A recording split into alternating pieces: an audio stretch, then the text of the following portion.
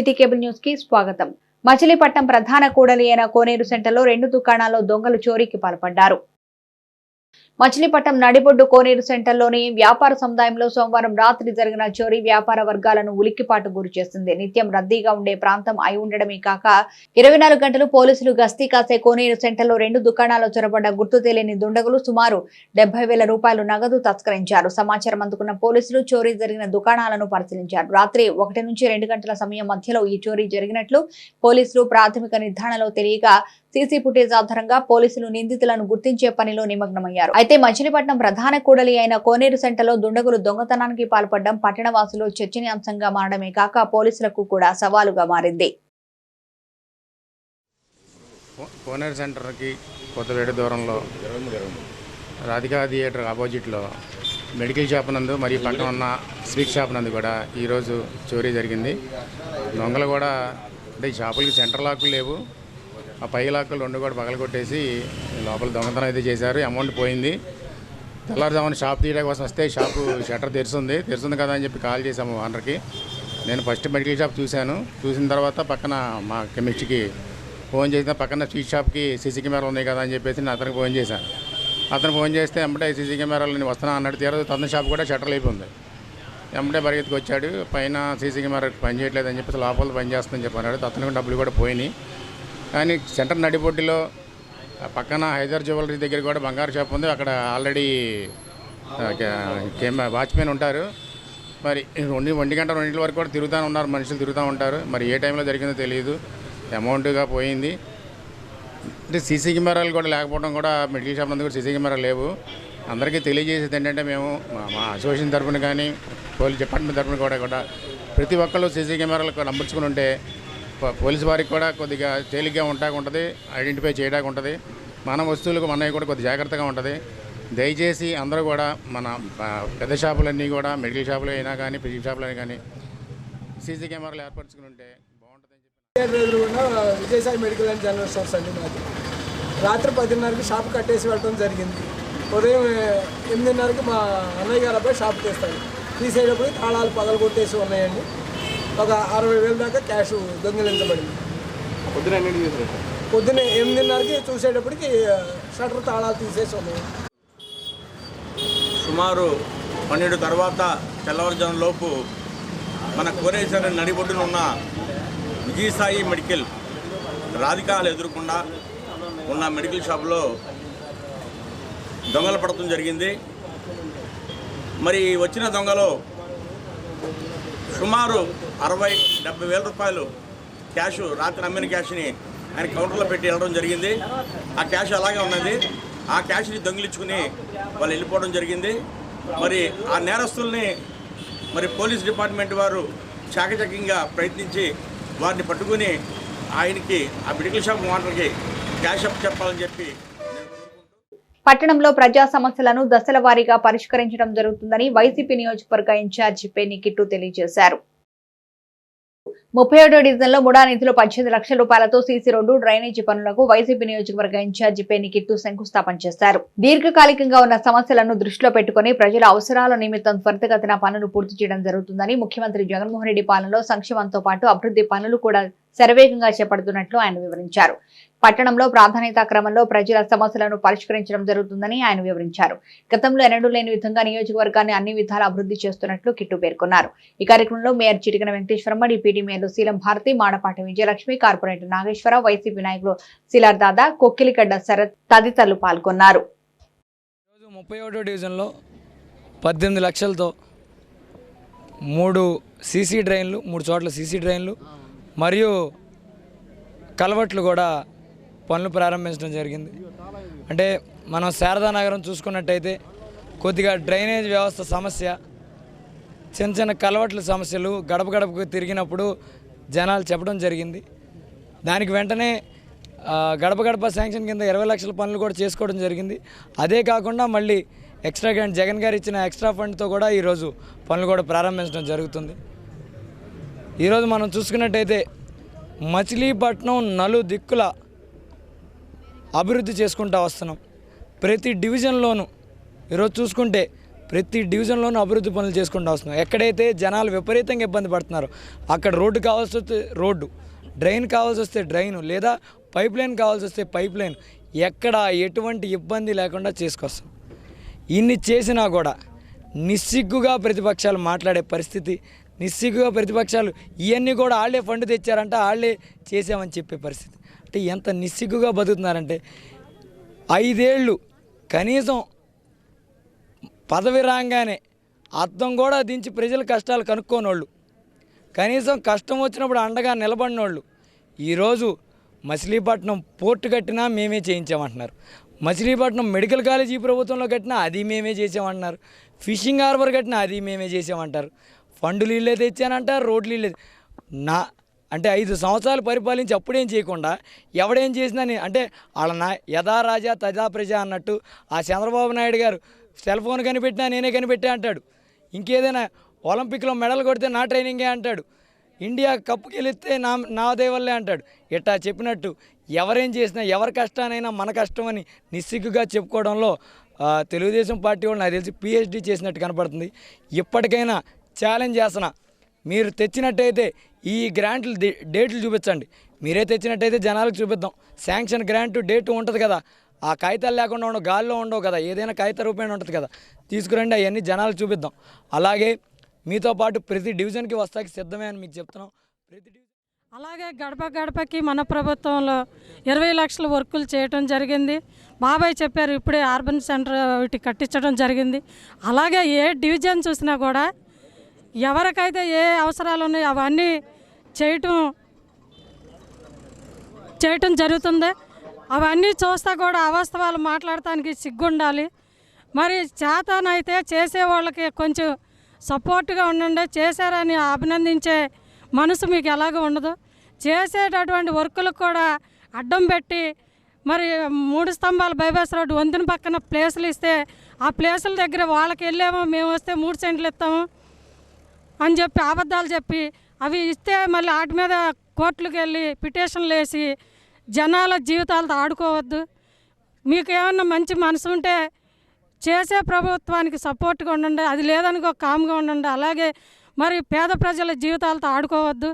మరి మంచి చేసే వ్యక్తులకి సపోర్ట్గా ఉండిపోయిన పర్వాలేదు, వాళ్ళకి వర్కులు జరగకుండా అడ్డం పడి అవాస్తవాలు మాట్లాడతాం ఎంతవరకు కరెక్ట్? మీరు మాట్లాడినంత మాత్రాన ప్రజలే చూస్తున్నారు కదా, అభివృద్ధి ఉన్నదో లేదో వాళ్ళు చూస్తున్నారు. వాళ్ళతో పాటు కళ్ళు ఉంటే చూడండి, లేదంటే మానేయండి. విమర్శించే వ్యక్తిత్వం మానుకుంటే మంచిది. ఇప్పటికే ఇంకా అసలు సీట్లు లేకుండా సిగ్గు లేకుండా నుంచోవడానికి మనుషులు క్యాండిడేట్లు కూడా లేని పరిస్థితి వచ్చింది. ఇంకా రాను ప్రతిపక్షం కూడా లేకుండా చేసుకునేటటువంటి పరిస్థితులు తెచ్చుకోవద్దు. మరి ఇంత అభివృద్ధి చేస్తున్న పేర్ని వెంకటరామయ్య గారు, మరి అలాగే జగన్మోహన్ రెడ్డి గారికి ఈ వార్డు ప్రజల తరఫున ధన్యవాదాలు తెలియజేస్తున్నాను. మరి రాబోయే రోజుల్లో మరి జగన్ గారును మన కిట్టుబాబుని గెలిపించుకోవాలి. మనందరిపైన చాలా బాధ్యత ఉన్నది. మీ అందరూ కూడా కలిసికట్టుగా వచ్చి మళ్ళీ మన వైఎస్ ప్రభుత్వం వస్తేనే ఉన్న మరింత అభివృద్ధి చేసుకోవడానికి అవకాశాలు ఉంటాయని చెప్తూ ఈరోజు ముడా గ్రాంట్ కింద సీసీ డ్రైన్లు 3 అలాట్ చేశారు 18 లక్షలతో.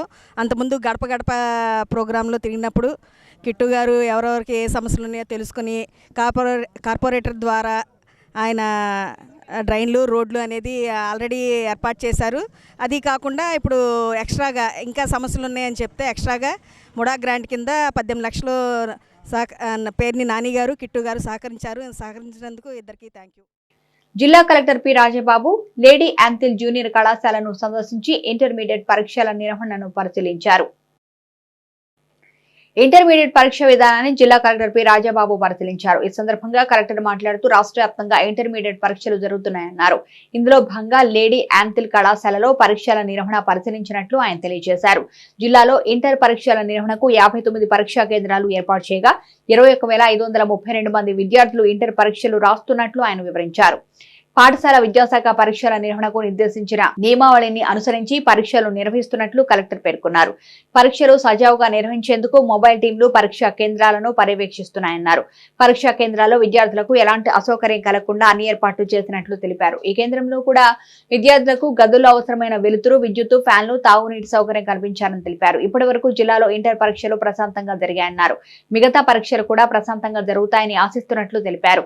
ఈ రోజు ఇంటర్ 2వ సంవత్సరం ఇంగ్లీష్ పరీక్ష జరుగుతున్నట్లు ఆర్ఐఓపి రవికుమార్ కలెక్టర్ కు తెలిపారు. ఈ పరిశీలనలో district vocational educational officer PB Salman Raju, district exams committee member Prasad Sastry, principal Kalyani తదితరులు పాల్గొన్నారు. ఓకే, అందరికీ నమస్కారం. ఈరోజు మొత్తం రాష్ట్ర వ్యాప్తంగా ఇంటర్మీడియట్ ఎగ్జామ్స్ జరుగుతున్నాయి. కృష్ణా జిల్లాలో మొత్తం టోటల్గా 59 సెంటర్స్ ఉన్నాయి అండ్ 21,532 స్టూడెంట్స్ ఇప్పుడు ఇంటర్మీడియట్ ఎగ్జామ్స్ రాస్తున్నారు. సో అన్ని ఏర్పాట్లు కూడా as per prescribed norms and school education department ఇచ్చిన నామ్స్ ప్రకారం అన్ని ఏర్పాట్లు కూడా జరిగినాయి. And round the clock mobile teams అన్నీ కూడా చెక్ చేస్తున్నారు and all facilities been already been provided. So ఈరోజు అందులో భాగంగా ఈ lady Ampthill government girls high స్కూల్కి మేము ఇక్కడ రావడం జరిగింది, జూనియర్ కాలేజ్కి రావడం జరిగింది. సో ఇందులో కూడా ఇప్పుడు వెరిఫై చేసాము, అన్ని ఏర్పాట్లు కూడా జరిగినాయి అండ్ పిల్లలకు చాలా కంఫర్ట్ ఉంది, ఫ్యాన్స్ ఉన్నాయి అండ్ ప్రాపర్ వెంటిలేషన్ ఉంది, వాటర్ ఫెసిలిటీస్ ఉన్నాయి. సో అంతా చాలా కూల్గా జరుగుతుంది. సో అన్ని ఏర్పాట్లు కూడా జరిగింది కాబట్టి ఇప్పుడు వరకు కూడా ఏ విధమైనటువంటి ఇన్కన్వీనియన్సెస్ కూడా మొన్న జరిగిన ఎగ్జామ్స్లో కానీ ఎక్కడ కూడా మనకు నోట్ కాలేదు కాబట్టి సో అన్ని ఏర్పాట్లు జరిగినాయి అండ్ స్టూడెంట్స్కి అన్ని రకాల సౌకర్యాలు కూడా క్రియేట్ చేశారు. సో ఐ హోప్ దట్ ఇంకా మిగతా ఎగ్జామ్స్ అన్నీ కూడా ప్రశాంతంగా జరుగుతాయి. బంటుమిల్లి బస్టాండ్లో 40 లక్షల రూపాయలతో సీసీ రోడ్డు కాంపౌండ్ వాల్ పనులకు ఏపీఎస్ఆర్టీసీ చైర్మన్ అభిరెడ్డి మల్లికార్జున్ రెడ్డి శంకుస్థాపన చేశారు. బంటుమిల్లి బస్టాండ్లో 40 లక్షల రూపాయలతో సీసీ రోడ్డు కాంపౌండ్ వాల్ పనులకు ఏపీఎస్ఆర్టీసీ చైర్మన్ అభిరెడ్డి మల్లికార్జున్ రెడ్డి శంకుస్థాపన చేశారు. ఈ సందర్భంగా ఆర్టీసీ చైర్మన్ ఏ మల్లికార్జున్ రెడ్డి విలేకరులతో మాట్లాడుతూ జోనల్ చైర్పర్సన్ పినింటి మహేష్ సూచన మేరకు ఈ బస్టాండ్ అభివృద్ధి పనుల కొరకు 40 లక్షల రూపాయలు APSRTC managing director CH Dwaraka తిరుమలలో 40 లక్షల రూపాయలను నిధులు విడుదల చేసినట్లు ఆయన తెలిపారు. అనంతరం బస్టాండ్ మరియు ఏపీఎస్ఆర్టీసీ పెట్రోల్ బంకును పర్యవేక్షించి లోటుపాట్లు అడిగి తెలుసుకున్నారు. ఈ కార్యక్రమంలో పెడన నియోజకవర్గం YCP incharge Uppala Ramu, MPP Velivela Chandrababu, ZPTC Malisetti Venkataramana, AMC chairman Kollati Balagangadhararao తదితరులు పాల్గొన్నారు. అందరికీ నమస్కారం. ఈరోజు మండల కేంద్రమైనటువంటి బంటుమిల్లి బస్ స్టేషన్ని సందర్శించడం, దీనికి సంబంధించిన కొన్ని విస్తరణ పనులు, ముఖ్యంగా దీనికి సీసీ రోడ్ లేదు, ప్రస్తుతం బస్సు వచ్చి బయటకు వెళ్ళిపోవడానికి. సో ఎంటైర్ ఏరియాని యార్డ్ అంతా కాంక్రీట్ సిమెంట్ కాంక్రీట్ రోడ్ చేయాలని, అదేవిధంగా కాంపౌండ్ వాళ్ళు కొంత మాత్రమే కట్టి ఉంది, మిగతా అంతా కూడా కంప్లీట్ చేయాలని 40 లక్షలతో వర్క్ స్టార్ట్ అయింది. ఇవాళ మా చైర్మన్ మల్లికార్జున రెడ్డి గారి స్వస్థలతో ఇవాళ శంకుస్థాపన భూమి పూజ చేయడం జరిగింది. దీనికి బహుశా ఒక నెల 10 రోజుల్లోపు అయిపోతుంది వర్క్ మొత్తం. వర్క్ టెండర్ స్టార్ట్ అయినాక మ్యాక్సిమం ఏప్రిల్ ఎండ్కి ఈ పని మొత్తం ఈ 2 పనులు పూర్తవుతాయి. దీంతోపాటు మేము ఇప్పుడే పక్కనే ఉన్నటువంటి మా పెట్రోల్ పంపును కూడా సందర్శించడం జరిగింది. దాంట్లో కొన్ని చిన్న చిన్న విషయాలు చెప్పారు, వాటికి సంబంధించిన నిర్ణయాలు కూడా తీసుకున్నాం ఇప్పుడు. అదేవిధంగా అక్కడ కాంపౌండ్ వాళ్ళు ముఖ్యంగా పెద్ద వెహికల్స్ ఏదైనా వెళ్ళి బయటికి రావడానికి యాక్సెస్కి సంబంధించినటువంటి కొంచెం అక్కడ కొంచెం ఫిల్లింగ్ చేసి అక్కడ కూడా సీసీ రోడ్డు వేసినట్టుగా బాగుంటుందని చెప్పారు. దానికి సంబంధించి కూడా మల్లికార్జున రెడ్డి గారు, అలాగే కమిషనర్ అండ్ ఎండీ గారు అయినటువంటి తిరుమలరావు గారు, అట్లాగే అన్న మహేష్ గారి సారథ్యంలో ఇవాళ బ్రహ్మాండమైన అభివృద్ధి మరి విషయంగా ఆయన ముందుకు తీసుకుని వీళ్ళందరూ చొరవతో ఈరోజు ఎన్నో సంవత్సరాలైంది ఈ బస్ స్టాండ్ నిర్మాణం చేపట్టి. చాలా సంవత్సరాల తర్వాత మరి మనం ఒక అభివృద్ధిని నోచుకునే స్థాయికి తీసుకొచ్చాం. ఈవేళ 40 లక్షల రూపాయలతో సీసీ రోడ్డు కానీ కాంపౌండ్ వాళ్ళు కానీ ఇవన్నీ కూడా పునర్నిర్మాణం వీరి చేతుల మీదుగా చేసుకోవడం చాలా సంతోషంగా ఉంది. మరి మిగిలిపోయినటువంటి ఏవైతే పనులు ఉన్నావో మీరు అడిగిన మీదట కాంప్లెక్స్ కానీ అవన్నీ కూడా సార్వల చేతుల మీదుగానే మళ్ళా శంకుస్థాపనకు మీరు రావాలని మనస్ఫూర్తిగా కోరుకుంటూ ఆ ఓపెనింగ్ చేసే రోజునే ఈ శంకుస్థాపన కూడా చేయాలని మీ అందరినీ రిక్వెస్ట్ చేస్తూ ఉన్నాను. అట్లాగే పెట్రోల్ బంక్కి సంబంధించి కూడా మీరు ఏదైతే డెవలప్మెంట్కి సంబంధించి రిటైనింగ్ వాల్ కానీ అవన్నీ కూడా తీసి కాసంత దాన్ని ఇంకా ఎక్స్టెండ్ చేస్తే ఇది గవర్నమెంట్ బంక్ కాబట్టి ప్రజలందరూ కూడా గవర్నమెంట్ అంటే ఒక నిజాయితీ అలాగే నిబద్ధత ఒక క్వాలిటీ ఉన్నిద్దన్న ఉద్దేశం క్వాంటిటీ ఉన్నిద్దన్న ఉద్దేశం ప్రజలకు ఉన్నిద్ది కాబట్టి మీరు ఆ విషయంలో కూడా చొరవ తీసుకున్నందుకు ధన్యవాదాలు తెలియజేసుకుంటూ ఆ పెట్రోల్ బంక్ సేవలను కూడా ప్రజలందరూ వినియోగించుకుని అలాగే మీరు కోరిన భీమవరం సర్వీసెస్ కానీ అలాగే రిమైనింగ్ బస్ స్టేషన్ పునర్నిర్మాణానికి సంబంధించి ఇక్కడ ఉన్నటువంటి కాంపౌండాలు ఈ పరిధిలో ఉన్నటువంటి బస్ స్టేషన్ పరిధి అంతా సిమెంట్ రోడ్డు వేసేసి చేసేదానికి ఈరోజు భూమి పూజ చేయడం జరిగింది. అదేవిధంగా పెట్రోల్ బంకు మా యొక్క ఆర్టీకి సంబంధించిన పెట్రోల్ పంపు కూడా ఇంకా కొద్దిగా వస్తువులు కావాలంటే వాటిని కూడా మెరుగుపరిచేదానికి చర్యలు చేపడం మా అధికారులకు చెప్పడం జరిగింది. ఈ యొక్క కాంపౌండర్లు ఈ యొక్క బస్ స్టేషన్లో ఉన్నటువంటి సీసీ రోడ్డుకు సంబంధించి 40 లక్షల రూపాయలు మంజూరు చేయడం జరిగింది. ఇది కూడా మన స్థానిక మంత్రి జోగి రమేష్ గారి సూచన మేరకు అలాగే ఇన్ఛార్జి రాము గారి కోరిక మేరకు మా యొక్క జోనల్ చైర్మన్ మహేష్ గారి సూచన మేరకు దీన్ని మా ఎండి గారు దీన్ని మంజూరు చేయడం జరిగింది. వాళ్ళ సూచన మేరకు వాళ్ళ అభిప్రాయం మేరకు చేయాలని చెప్పినప్పుడు ఎండి గారు మాట్లాడకుండా వెంటనే దాన్ని మంజూరు చేసి దాని శంకుస్థాపన రావడం జరిగింది. అందులో ఇంత మంచి కార్యక్రమానికి నాతో పాటు ద్వారకా తిరుమల ఎండి ద్వారకా తిరుమల గారు కూడా ప్రత్యేకంగా నిలుపుతున్నారు. కాబట్టి ఇక్కడ ఏ అవసరం అయితే ఇట్లా పెరిగే నాగాయలంక మండలం రేమాలవారిపాలెంలో అర్హులైన నిరుపేదలకు అవనిగడ్డ ఎమ్మెల్యే సింహాద్రి రమేష్ బాబు నివేశన స్థలాలు పంపిణీ చేశారు. నాగాయలంక మండలం రేమాలవారిపాలెం మార్కెట్ యార్డ్లో జగనన్న నవరత్నాల్లో భాగంగా అర్హులైన నిరుపేదలకు జగనన్న ఇళ్లు పట్టాలు పంపిణీ కార్యక్రమాన్ని నిర్వహించారు. ముఖ్య అతిథిగా పాల్గొన్న ఎమ్మెల్యే సింహాద్రి రమేష్ బాబు లబ్ధిదారులకు ఇళ్ల పట్టాల పంపిణీ కార్యక్రమాన్ని నిర్వహించారు. ఈ కార్యక్రమంలో ఎంఆర్ఓ శ్రీనివాస్, జడ్పీటీసీ మోకా బుచ్చిబాబు, వైఎస్ఆర్ పార్టీ మండల అధ్యక్షుడు భోగాది శేషగిరి, మద్ది చిన్నారి మరియు లబ్ధిదారులు ఈ కార్యక్రమంలో పాల్గొన్నారు. 2 లక్షల రూపాయలు కూడా కొనేవచ్చు. ఇవాళ అటువంటి ఇబ్బంది లేకుండా ఏదైతే మీకు పట్టా ఇచ్చారో ఆ పట్టాన్ని మీరు ఎవరికి నచ్చితే మీ కుటుంబంలో 4 పిల్లలు ఉంటారు. ఆ 4 పిల్లల్లో 3 బాగుండి ఎవరిన ఆర్థిక ఒకళ్ళు బాగోకపోతే వాళ్ళకి ఇచ్చుకోవచ్చు. మీకు హక్కు ఉంది. ఇంతకుముందు అయితే ఆ 4 కూడా బాగుండడం కూడా మాకు వాటా దాంట్లో ఇవ్వాల్సిందే వచ్చేవాళ్ళు.